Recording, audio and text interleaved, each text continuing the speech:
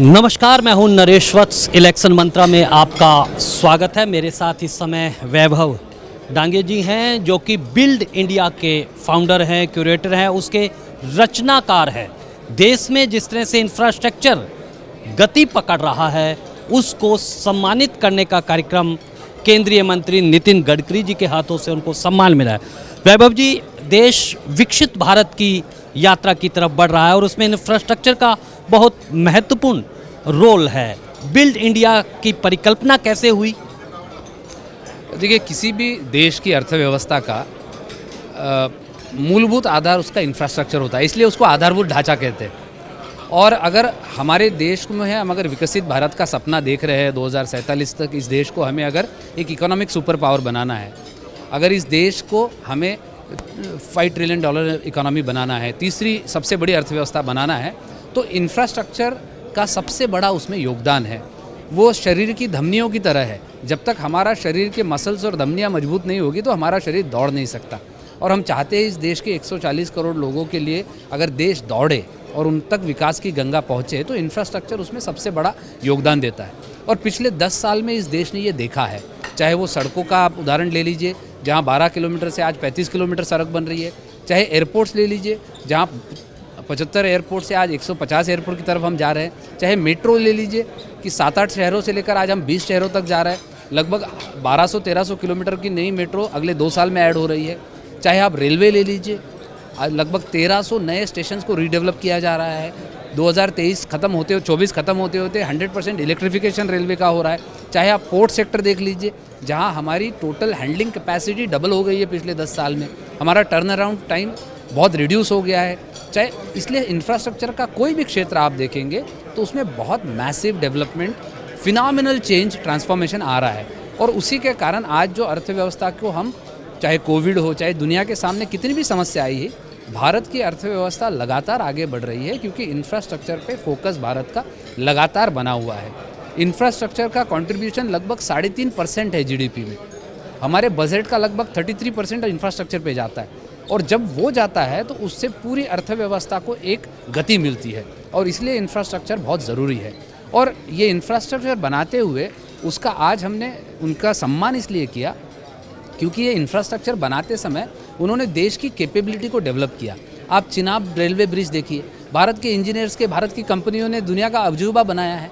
आप कई सारे टनल्स देखिए देश के, आप कई सारे पोर्ट्स देखिए, छोटे छोटे इंटरवेंशन। एक अवार्ड जिनको मिला, उन्होंने एक छोटा 10-15 लाख रुपए का इंटरवेंशन करके वेस्ट मैनेजमेंट जो शिप आती है पोर्ट पर, उसका उन्होंने मॉडर्नाइज़ किया। उसका परिणाम ये हुआ कि हर शिप से रोज़ 10 लाख रुपए का फ्यूल वो बचा रहे। कितना बड़ा कंट्रीब्यूशन है सस्टेनेबिलिटी में।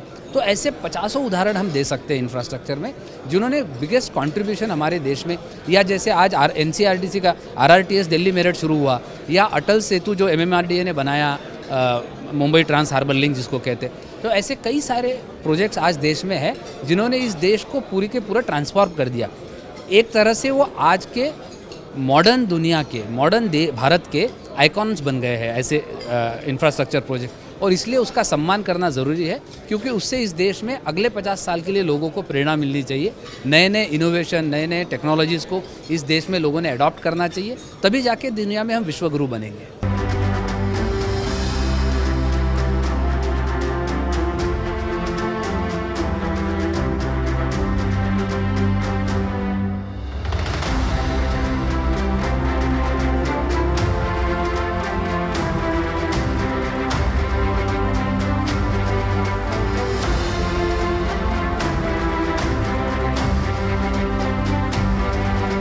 Congratulations team. And now एक सवाल ये उठता है कि आप देखा कि हमने NCR और बड़े बड़े शहरों में, लेकिन ग्रामीण क्षेत्र में भी इंफ्रास्ट्रक्चर बढ़े, ऐसे काम करने वाले उनको भी कितना सम्मानित किया गया? वो थोड़ा कम सम्मानित किया गया। आज इस नॉमिनेशन में केवल, जैसे मैंने आपको बताया, ढोला सादिया ब्रिज जिसको पुरस्कार मिला है, उसका नाम अब भूपेन हजारिका सेतु कहा गया है, उसको महासेतु कहते हैं। वो अरुणाचल और असम की दूरी उसने 165 किलोमीटर और 6 घंटे से 15 मिनट पे लाई है। अब आप बताइए वो कितना बड़ा रूरल ट्रांसफॉर्मेशन है। ऐसे कई सारे आपको उदाहरण मैं दे सकता हूँ, चाहे वो मेट्रो हो, चाहे railway. For example national highway 2014 में सारे डिस्ट्रिक्ट हेडक्वार्टर तक नहीं था। आज सारे डिस्ट्रिक्ट हेडक्वार्टर नेशनल हाईवे से कनेक्टेड है, वो सारा रूरल ट्रांसफॉर्मेशन हो रहा है। या रूरल रोड्स जो है प्रधानमंत्री ग्राम सड़क योजना के तहत वहाँ लगभग 75 किलोमीटर पर डे सड़क बन रही है।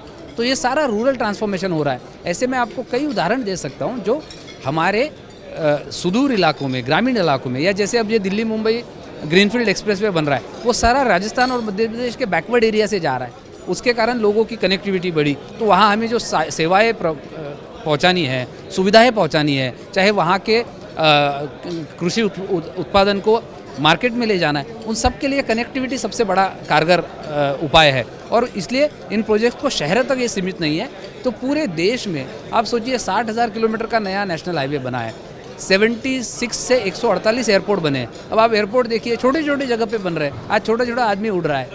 तो ऐसा नहीं कि ये केवल शहरों में बोल रहा है, तो ये अक्रॉस देश ट्रांसफॉर्मेशन हो रहा है।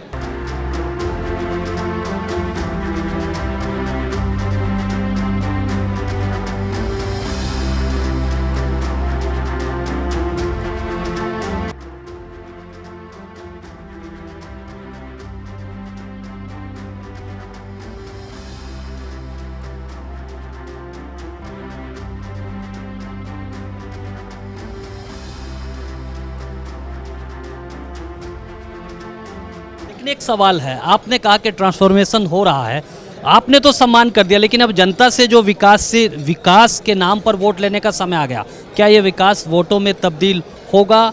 क्या एक नया डिस्कोर्स जो 10 साल का है वो लिखा जाएगा? देखिए, राजनीति में इतनी समझता नहीं हूँ, लेकिन निश्चित रूप से एक भारत का नागरिक के नाते मुझे लगता है कि इस देश में आज कम से कम 75 साल जब हमने आज़ादी को पूरा किया है, तो इस देश में चुनाव ये विकास पे ही होने चाहिए, चुनाव ये ग्रोथ पे होने चाहिए।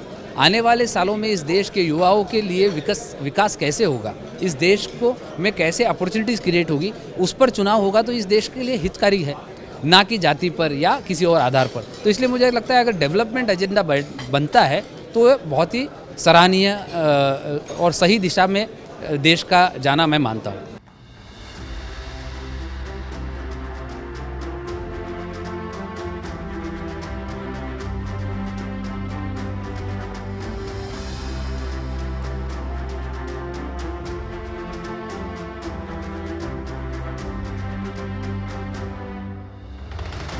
एक आखिरी सवाल है, रोजगार देना एक बड़ा पुण्य का काम भी है और देश भी तभी आगे बढ़ता है। रोजगार के कितने इससे एवेन्यूज खुल रहे हैं? बहुत ज़्यादा। जैसे मैंने कहा, हमारे 75 से 148 एयरपोर्ट हो गए हैं, नंबर ऑफ पैसेंजर्स बढ़ गए हैं, टर्मिनल्स बढ़ा रहे हैं, वहाँ लगने वाली सर्विसेज बढ़ रही है, डायरेक्ट और इनडायरेक्ट जॉब्स क्रिएट हो रहे हैं, चाहे पोर्ट पे नए नए काम हो रहे हैं, चाहे रेलवेज़ में नए नए काम हो रहे हैं। अब ये जितने सारे नए काम होते हैं, so for every capital 1 rupee of capital expenditure there is a huge amount of direct and indirect employment generator। और इसलिए इकोनॉमी में कैपिटल एक्सपेंडिचर का बहुत महत्व है और इंफ्रास्ट्रक्चर पे कैपिटल एक्सपेंडिचर होता है। इस साल बजट के 23-24 के बजट में 33% बजट का कैपिटल एक्सपेंडिचर पे जा रहा है। 2014 के मुकाबले हम ऑलमोस्ट 3 गुना कैपिटल एक्सपेंडिचर बढ़ा चुके हैं। तो 10 लाख करोड़ का कैपिटल एक्सपेंडिचर केवल इंफ्रास्ट्रक्चर पे हो रहा है। ये सारा एक पूरी अर्थव्यवस्था को मल्टीफोड चैनलाइजेशन करता है, ये कई सारी संभावनाओं को ओपन करता है। तो उसका एक मल्टीप्लाइंग इफेक्ट है, एक कैस्केडिंग इफेक्ट है अर्थव्यवस्था पे, जिसमें रोजगार पैदा होंगे, डायरेक्ट रोजगार पैदा होंगे, इनडायरेक्ट रोजगार पैदा होंगे। जैसे मैंने कहा, आज एयरपोर्ट बढ़ रहे हैं, पैसेंजर ट्रैवल बढ़ रहा है, तो टैक्सी प्रोवाइड वाले बन रहे हैं, कई प्रकार के होटल्स की ज़रूरतें बढ़ रही है। तो ये डायरेक्ट इनडायरेक्ट पूरी अर्थव्यवस्था को चालना देने का काम इंफ्रास्ट्रक्चर करता है। बहुत बहुत शुक्रिया। तो ये थे वैभव ढांगे जी, जो बता रहे थे कि आधारभूत ढांचे से ही देश तरक्की की राह पर बढ़ रहा है और बढ़ता रहेगा, क्योंकि अब केंद्र सरकार का जो असली मकसद है वो देश को आधारभूत ढांचा देकर उसको ग्रामीण क्षेत्रों तक भी पहुंचाना है। तो आज के लिए बस इतना ही, मुझे दीजिए अनुमति।